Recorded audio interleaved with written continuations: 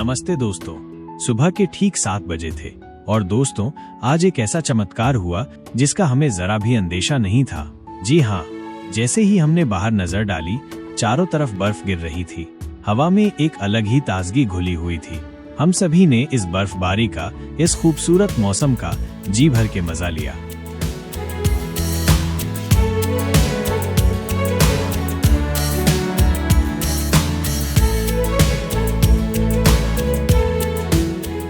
एक बहुत ही शानदार नाश्ता करने के बाद हम सभी होटल के सामने खड़ी बस में सवार हो गए। आज का दिन कुछ खास था, बहुत ही खास।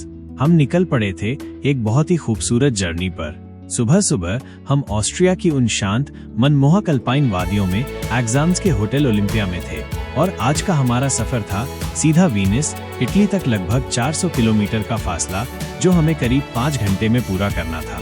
रास्ते में तय था कि लंच हमारा पादुआ शहर में होगा।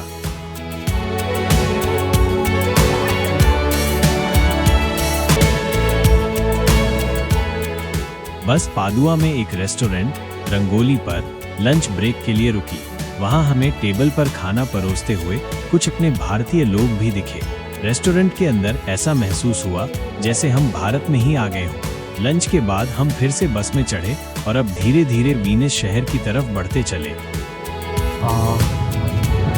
एक तो पुरानी मूवी थी द ग्रेट गैम्बलर, नई मूवी थी दीपिका पादुकोण और रणबीर कपूर, खुदा जाने सॉन्ग।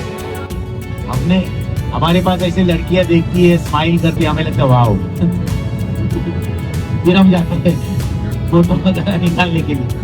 प्लीज मत चाहिए, हाँ प्लीज मत चाहिए, क्योंकि सेफ्टी ये इम्पोर्टेंट है। अभी तक हमने अच्छी तरह से अपने वैल्यूएबल संभाल के रखे।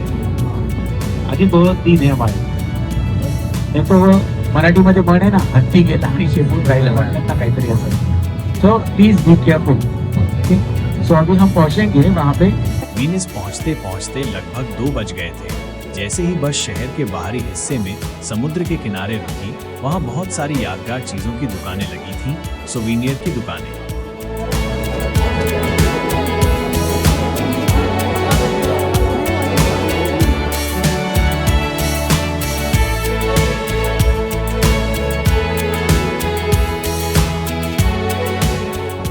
हम उनके बीच से होते हुए एक ऐसी जगह पहुंचे जो दुनिया के सबसे अनोखे शहर के दरवाजे जैसी थी।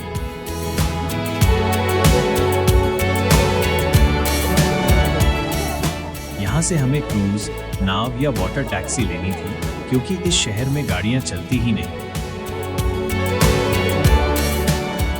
और फिर हम जा रहे थे एक शानदार क्रूज पर।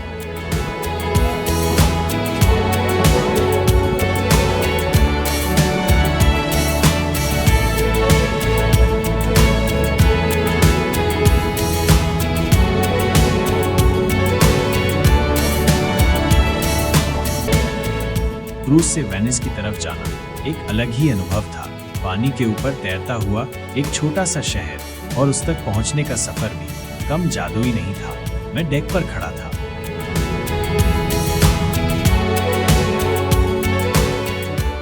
हाथ में मेरा 360 कैमरा और सामने फैला हुआ वो अंतहीन नीला विस्तार। दूर कहीं समंदर की गोद में बसी वेनिस की पहली झलक। धीरे धीरे क्रूज वेनिस के करीब आने लगा। दूर से दिखने लगी वो इमारतें जो पानी पर तैरती सी लगती थी। छोटे छोटे टावर, गुंबद और इमारतों की वो पुरानी छाप, जैसे इतिहास की कोई किताब खुल रही हो। और फिर वो पल आया जब हमारे क्रूज ने वेनिस के पास अपना एंकर डाला।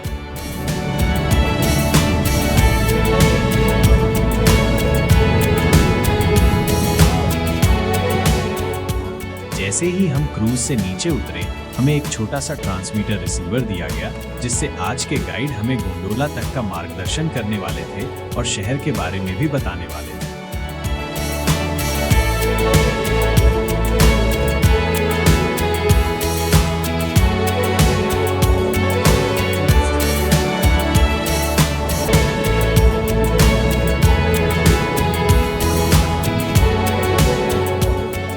जब हमने उनसे बात की तो पता चला वो यहाँ 60 सालों से रह रही हैं। information right here. So let's say that पहली नजर में ही वेनिस का जादू दिखने लगा।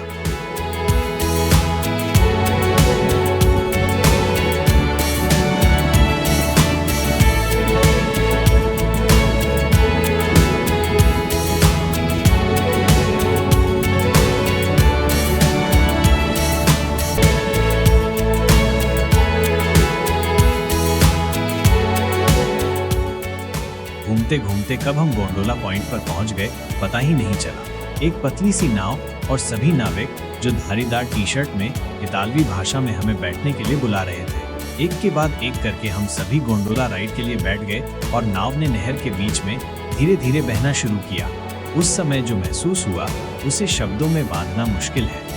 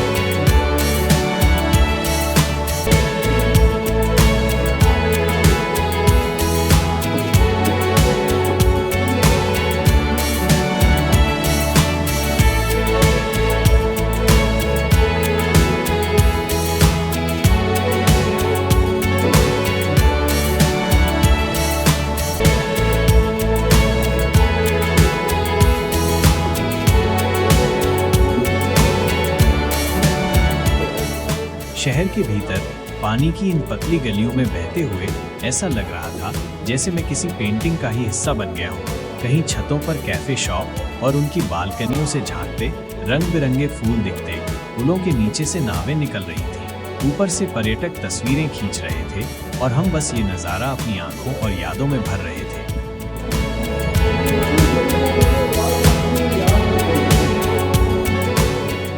पर गलियां ऐसी थी कि हर गली एक जैसी लगती है, लेकिन हर गली की खुशबू अलग है।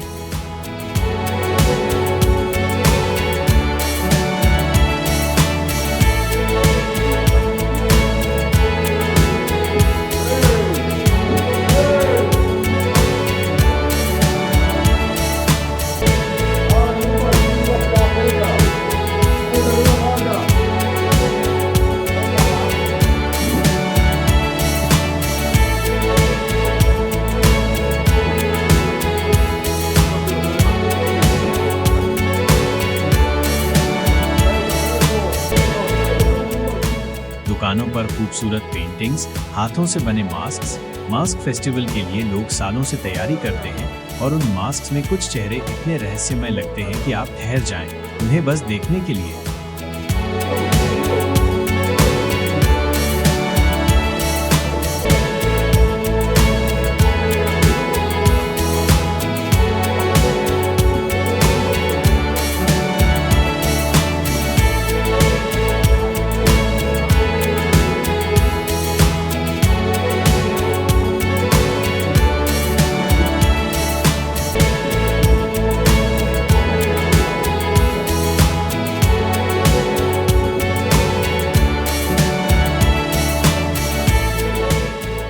धीरे धीरे सूरज ढलने लगा। तो दोस्तों, ये था वेनिस का 3 घंटे का जादुई सफर। क्रूज से लेकर गोंडोला तक, गलियों से लेकर पुराने पुलों तक, यहाँ हर चीज यादगार थी। अगर आप वेनिस नहीं गए तो जिंदगी का एक पन्ना खाली रह जाएगा। आज का हमारा स्टे था एस्ट्रा होटल, फेरारा सिटी में, जो वेनिस से 112 किलोमीटर दूर था, यानी करीब 1.25 घंटे का रास्ता। आज का डिनर होटल में ही एक इंडियन कैटरर द्वारा अरेंज किया गया था।